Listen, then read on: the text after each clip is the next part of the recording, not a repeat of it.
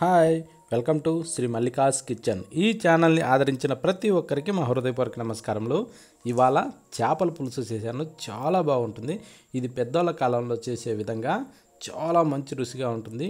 ఎంత గడ్డగట్టే చలిలైనా సరే చెమట్లు పట్టి సర్ది అంత మంచి చేపల కూర ఇది. ప్రతి ఒక్కరు కూడా మిస్ కాకండి. ఇది చాలా ఆరోగ్యకరమైనది, చాలా మంచి రుచిగా ఉంటుంది. అప్పట్లో పెద్దవాళ్ళు అంత దృఢంగా, అంత గట్టిగా, అంత యాక్టివ్గా ఉన్నారంటే ఈ విధంగా చేసుకొని చేపలు ఈ విధంగా తినేవాళ్ళు. అందు గురించనే వాళ్ళు అంత గట్టిగా, అంత దృఢంగా, చాలా యాక్టివ్గా, ముసలోళ్ళైనా సరే వంగకుండా స్టాండర్డ్గా ఉండేటోళ్ళు. ఎలా చేద్దామో మన కిచెన్లోకి వెళ్దాము. ఈ కూరని ముందుగా మనం చేపలు తీసుకుందాం. అది నేను ఎట్లా అంటే, నేను 1.5 కిలో చేప తీసుకున్నాను. ఒకటే చేప 1.5 కిలో. దీన్ని ఈ విధంగా మనం కట్ చేసి, అంటే ఫస్ట్ నీట్గా కడిగి క్లీన్ చేసి ఈ విధంగా కట్ చేసి ఈ సైజులో ఓకేనా పెట్టుకునేసి, ఇప్పుడు ఒక 2 స్పూన్లు శనగపిండి వేసుకుందాం. శనగపిండి వేసిన తర్వాత సగం స్పూను పసుపు వేసుకుందాం. ఆ పసుపు కూడా వేయనిచ్చి ఆ తర్వాత స్పైసీకి తగ్గట్టుగా నేను 1 స్పూను కారం తీసుకున్నాను. తర్వాత మళ్ళీ వేసుకోవచ్చు. 1 స్పూను సాల్ట్ కూడా అందులో వేసేసి, ఆ తర్వాత మనం ఒక నిమ్మకాయని 2 భాగాలుగా చేసుకునేసి గింజలు తీసి ఈ విధంగా మనం అందులో పిండేసుకోవాలి. రసం బాగుంటేనేమో ఒక్కాయ సరిపోద్ది, రసం కొంచెం తక్కువ ఉంటేనేమో ఇంకోటి కూడా తీసుకోవచ్చు, ఇబ్బంది ఏం లేదు. ఆ తర్వాత 1 స్పూను నూనె అందులో వేసి ఆ తర్వాత మనం ఏం చేయాలంటే బాగా కలుపుకోవాలి. ఈ శనగపిండి వేసినప్పుడు మనం కొంచెం ఎక్కువసేపే కలపబడుతుంది. ఎందుకంటే మనం వేసిన చోటని శనగపిండి అతుక్కుంటుంది అన్నట్టు ఈ చేపలకి. అందుకనేసి కొంచెం ఎక్కువ టైం పట్టినా కూడా మనం నీట్గా ప్రతి ముక్కకి అంటుకునే విధంగా మనం ఈ విధంగా బాగా రాకి బాగా అప్లై చేయాలి. ప్రతి ఒక్క ముక్క కూడా బాగా అప్లై చేయాలి. ఇందులో ఎంత బాగా మనం కలిపి అప్లై చేయగలుగుతామో ఈ ముక్కలు బాగా పీల్చుకునేసి ఈ కూరకు ఇంకా మంచి రుచి వస్తుంది అన్నట్టు. ఇప్పుడు మనం ఏం చేద్దాం అంటే మూత పెట్టేసి దాదాపు ఒక అరగంట సేపు కంపల్సరీ నాననివ్వాలి. ఇప్పుడు పక్కన పెట్టేసి మరొక బౌల్ తీసుకునేసి కొంచెం నిమ్మకాయ కట్టే కొద్దిగా ఎక్కువ సైజు చింతపండు తీసుకునేసి ఈ విధంగా విడదీసి బౌల్లో వేసేద్దాం. వేసిన తర్వాత నీళ్లు పోసి దీన్ని కూడా ఒక 10 నిమిషాల సేపు నాననిద్దాం పక్కన పెట్టి. ఇప్పుడు ఒక రోలు సిద్ధం చేసుకుందాం. రోలు సిద్ధం చేసి 1 స్పూను ధనియాలలో వేసి, సగం స్పూను జీలకర్ర, సగం స్పూను ఆవాలు, ఇవి అన్నీ వేసిన తర్వాత మనం బాగా వీటిని మెత్తగా పొడిగొట్టుకోవాలి. ఓకేనా. కొంచెం రిస్క్ అయినా సరే ఈ టైప్లో మనం కంపల్సరీ పొడిగొట్టుకోవాలి. కొట్టిన తర్వాత ఇప్పుడు పచ్చిమిరపకాయలు ఒక 5 వేసి, ఆ తర్వాత 1 ఇంచి అల్లం ముక్కలు వేద్దాం. ఆ తర్వాత ఒక తెల్లగడ్డను తీసుకునేసి ఈ విధంగా మీద పొట్టు తీసి అందులో వేసి దీన్ని కూడా మనం బాగా కచ్చపచ్చగా దంచుకోవాలి. ఓకేనా. ఇది కచ్చపచ్చగా సరిపోద్ది, మరీ ఎక్కువ శాతం పేస్ట్ కొట్టే అవసరం లేదు. కానీ ఈ వీడియో మాత్రం చాలా అంటే చాలా మంచి వీడియో. ప్రతి ఒక్కరు కూడా వీడియోని స్కిప్ చేయకుండా ఆఖరి వరకు చూడండి, ఏ విధంగా చేయాలన్నది అర్థమవుద్ది.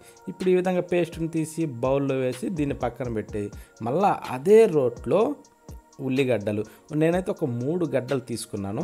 ఇట్లా సగానికి చేసి ఈ టైప్లో ఒక్కొక్క ముక్కని దంచాల. ఇవన్నీ ఒక్కసారిగా వేసిందంటే ఎగిరిపోతాయి. అందుకనేసి ఫస్ట్ ఇది కొంచెం మెదిగేదాకా ఈ టైప్లో కొద్దిగా లైట్గా పట్టుకునేసి ఈ టైప్లో మనం బాగా దంచుకోవాలి. ఆ తర్వాత ఇది ఏంటంటే కొంచెం రిస్క్ అనిపిస్తుంది. ఆ టైప్లో మనం చేసిందంటే మాత్రం కూరకు మాత్రం అద్భుతమైన రుచి వస్తుంది. ఈ విధంగా దంచితే ఇందులోకించి రసం బయటకు వచ్చి ఆ రసం ఉండే టేస్ట్ ఉంటుంది. ఆ రసం కూరలేకపోతే ఏముంటుంది తెలుసా, ఈ ఆనియన్లో ఉండే రసం అంత బాగుంటుంది అన్నట్టు. ఇప్పుడు ఈ విధంగా దంచినాక తీసి ఇది కూడా ఒక ప్లేట్లో వేసేసుకుందాం. ఆ తర్వాత ఇది పూర్తిగా వేసిన తర్వాత మళ్ళీ అదే రోట్లో ఒక 3 మంచి పండ్లు టమోటాలు తీసుకుందాం. ఆ పండ్లు అయితే ఏంటంటే మెత్తగా దంచడానికి సూపర్గా ఉంటాయి, రుచి కూడా సూపర్గా ఉంటుంది అన్నట్టు. ఇది కూడా ఒక్కొక్క కాయను 2 భాగాలుగా కట్ చేసి ఈ విధంగా వేసి పట్టుకునేసి లైట్గా దంచి ఆ తర్వాత ఈ టైప్లో రుబ్బుకుంటే ఈ రసం మీదకి ఎగిరిపోకుండా ఇట్లనే ఉంటుంది అన్నట్టు. ఈ టైప్లో ఎక్కువ శాతం రుబ్బుకోవాలి, దంచిందంటే మాత్రం ఎగిరిపోద్ది. ఈ టైప్లో వచ్చిన తర్వాత చూడండి, ఈ రసం ఒక్కసారి చూస్తేనే నోరొద్ది, అంత బాగుంటుంది అన్నట్టు. అదే కూరలో వేసిన తర్వాత ఇంకెట్లా ఉంటుంది, అదిరిపోద్ది. ఇప్పుడు దీన్ని తీసి ఒక ప్లేట్లో వేసుకుందాం. ఈ టైప్లో చేస్తే మాత్రం కర్రీ సూపర్, అందుకనే చెప్తున్నా. ఇప్పుడు స్టవ్ ఆన్ చేసి ఒక ప్యాన్ పెడదాం. ప్యాన్ పెట్టినాక అందులో ఒక 4 గంటలు నూనె పోద్దాం. నూనె వేడెక్కనిచ్చి ఆ తర్వాత మనం ఊరబెట్టుకున్న చేప ముక్కల్ని అందులో ఎన్ని అయితే పడతాయో అన్నీ వేసుకుందాం. నేనైతే ఫస్ట్ ఒక 4 ముక్కలు వేసాను. ఆ తర్వాత ఇవి వేగిన తర్వాత మళ్ళా ఇప్పుడు సగం వేగిన తర్వాత ఈ టైప్లో తిరగదిప్పుకుంటూ మంచి కలర్ వచ్చేదాకా, గోల్డ్ కలర్ వచ్చేదాకా మనం వీటిని వేగనివ్వాలి. అప్పుడు ఏంటంటే మరింత రుచి వస్తుంది. చూడండి, ఈ టైపు వేగిన తర్వాత ఇప్పుడు ఒక్కొక్క ముక్క తీసి ప్లేట్లో పెట్టుకుందాం. కానీ ఈ చేపల కూర చాలా అద్భుతమైనది, ఎవరు మిస్ కావద్దు. దీన్ని ప్రతి ఒక్కరు కూడా వీడియోని స్కిప్ చేయకుండా ప్రతి ఒక్క భాగాన్ని కూడా చూడండి. మంచిగా చేసుకొని తిని ఎంతో ఆరోగ్యంగా ఉండొచ్చు. చాలా అంటే చాలా మంచి రెసిపీ. ఓకేనా? ఇప్పుడు ఫస్ట్ అయిపోయినాక సెకండ్ టైం కూడా అదే విధంగా ఈ ముక్కలన్నీ అయిపోయేదాకా సేమ్ అదే ప్రాసెస్లో మనం ఈ టైప్లో బాగా వేగనిచ్చి తీయాలి. అప్పుడు ఏంటంటే చేప ముక్క రుచి ఉంటుంది, పులుసు కర్రీ అన్నీ కూడా చాలా అంటే చాలా బాగుంటుంది. ఓకేనా? అన్నీ తీసి పెట్టినాక స్టవ్ ఆన్ చేసి ఒక బౌల్ పెట్టుకుందాం.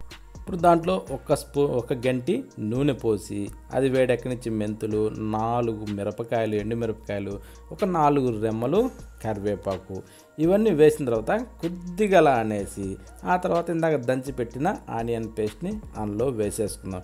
వేసిన తర్వాత దీన్ని మనం కొంచెం బాగా వేగనివ్వాలి. మంట మీడియం ఫ్లేమ్లో పెట్టుకునేసి ఈ విధంగా కలుపుతూ వేగనివ్వాలి. వేగిన తర్వాత ఇందాక మనం రోట్లో దంచి పెట్టుకున్న పచ్చిమిరపకాయల పేస్ట్ని కూడా దాంట్లో వేసేద్దాం. ఆ తర్వాత సగం స్పూను పసుపు అందులో వేసి దీన్ని ఈ విధంగా కలుపుతూ కొంచెం బాగా ఫ్రై చేసుకోవాలి. కొద్దిగా కలిపి ఆ తర్వాత ఇందాక మనం చేపలు అయితే ఫ్రై చేసుకున్నామో అందులో మిగిలిన నూనె ఉంది కదా, ఆ నూనెని ఇందులో వేసేసుకుందాం. ఓకేనా? ఇందులో వేసిన తర్వాత ఇప్పుడు దీన్ని కలుపుతూ బాగా వేగనివ్వాలి. ఇందాక ఫస్ట్ కొద్దిగా తక్కువ ఎందుకు వేసానంటే ఈ నూనె ఉంది కాబట్టి కొంచెం. ఓకేనా? అందుకోసమని ఈ టైప్లో బాగా వేగనివ్వాలి. అంటే ఆనియను, పచ్చిమిరపకాయలు ఇవన్నీ కూడా బాగా వేగనివ్వాలి. ఆ తర్వాత టమోటా పేస్ట్ని, రోట్లో దంచి పెట్టిన టమోటా పేస్ట్ని అందులో వేసి ఈ విధంగా కలుపుతూ దీన్ని కూడా మనం బాగా వేగనివ్వాలి. ఇది ఎంత బాగా వేగితే కూరకి అంత మంచి రుచి వస్తుంది అన్నట్టు. అందుకోసమనే దీన్ని మంట మీడియం ఫ్లేమ్లో పెట్టుకునేసి అడుగు అంటుకోకుండా కలుపుతూ ఈ టైప్లో బాగా వేగనివ్వాలి. అప్పుడు ఏంటంటే కూరకు మరింత రుచి. ఆ తర్వాత స్పైసీ ఎంత అవసరమో అంత కారాన్ని వేసుకుందాం. ఇందాక ఒక స్పూన్ వేసాం కదా, ఇప్పుడు ఒక 2 స్పూన్లు వేసా.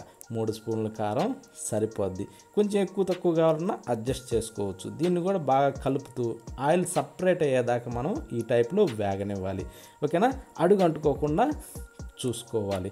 ఎందుకంటే అడుగు అంటుందంటే కొంచెం మాడ అవసరం వస్తుంది. ఈ టైప్లో బాగా వేగిన తర్వాత ఇందాక చింతపండు నానబెట్టి పిసికి రెడీ చేసి పెట్టుకున్న రసాన్ని ఇందులో వేసేసుకుందాం.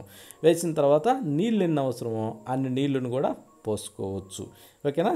నేనేంటంటే ఈ టైప్లో చేసిన తర్వాత కొద్దిగా సాల్ట్ వేసా, అంటే 1.5 స్పూన్ ఇప్పుడు సాల్ట్ వేసి ఆ తర్వాత చేపలు అన్నీ వేసిన తర్వాత లాస్ట్లో రుచి చూసి ఎక్కువ తక్కువ కావాలన్నా వేసుకోవచ్చు. ఓకేనా? ఇప్పుడు మూత పెట్టి ఒక 4 నుంచి 6 నిమిషాల సేపు పులుసును బాగా చిక్కబడనివ్వాలి. ఈ టైప్లో చిక్కబడిన తర్వాత ఇందాక మనం ఏదైతే ఫ్రై చేసి పెట్టుకున్నామో చేపల్ని, ఆ చేపలను ఒక్కొక్కటిగా దీంట్లో వేసేసుకుందాం. ఓకేనా? ఈ టైప్లో వేసిన తర్వాత దీన్ని మనం ఇప్పుడు ఏంటంటే ఎక్కువ శాతం గంటి పెట్టి కలబెట్టకుండా ఈ టైప్లో తిప్పుకోవాలి. తిప్పితే ఏంటంటే సరిపోద్ది. ఏంటంటే అడుగు అతుక్కోకుండా ఈ టైప్లో మూత పెట్టి ఒక 3 నుంచి 4 నిమిషాల సేపు దీన్ని బాగా డమ్ అనగనివ్వాలి. అప్పుడు ఈ చేపల్లో ఉన్న సారం పులుసులోకి వస్తుంది. పులుసులో ఉన్న సారం ముక్కలు పీల్చుకుంటాయి. అందుకోసం ఇప్పుడు రుచికి సరిపడా సాల్ట్ మీదకించి చల్లుకునేసి ఆ తర్వాత కొత్తిమీరని మీదకించి వేసేసుకుందాం. వేసిన తర్వాత ఇప్పుడు మనం ఈ టైప్లోనే తిప్పుకోవాలి తప్ప గెంటి పెట్టి పసపస కలబెట్టకూడదు. ఎందుకంటే ముక్కలు చెదిరిపోతాయి. ముక్క చెదిరిందంటే తినడానికి అంతా అనిపించవు. ఓకేనా? అందుకోసమని ఇప్పుడు ఒకసారి మనం చెక్ చేసుకుందాం. ముక్క ఎలా ఉంది, పులుసు ఎలా ఉంది, ఇవన్నీ కూడా ఆల్రెడీ ఫ్రై చేసిన ముక్క ఎలా ఉంటుందంటే అంత బాగుంటుంది. ఫ్రైకి ఫ్రై, కర్రీకి కర్రీ ఎంత రుచిగా ఉంటుందంటే అంత రుచిగా ఉంటుంది. ఈ టైప్లో చేసిన చేపల పులుసు ఒక్కసారి తిని చూడండి. ఎంత చలి ఉన్నా సరే ఈ ఒక్కసారి ఈ కూర తిన్న వాళ్ళు చొక్కా ఇప్పుకొని బయట తిరగకపోతే పడకండి, అంత వేడి వచ్చేస్తుంది, చలి అనేదే ఉండదు, చాలా బాగుంటుంది. ప్రతి ఒక్కరు కూడా ఇంకా వ్యవసాయదారులకు కానీ అయితే ఇది ఇంకా చాలా అంటే చాలా బెస్ట్. ఓకేనా, వాళ్ళు నైట్ ఎక్కువ శాతం తోటల్లో తిరుగుతారు కాబట్టి అలాంటి వాళ్ళకి ఇది నెంబర్ 1గా పనిచేస్తుంది.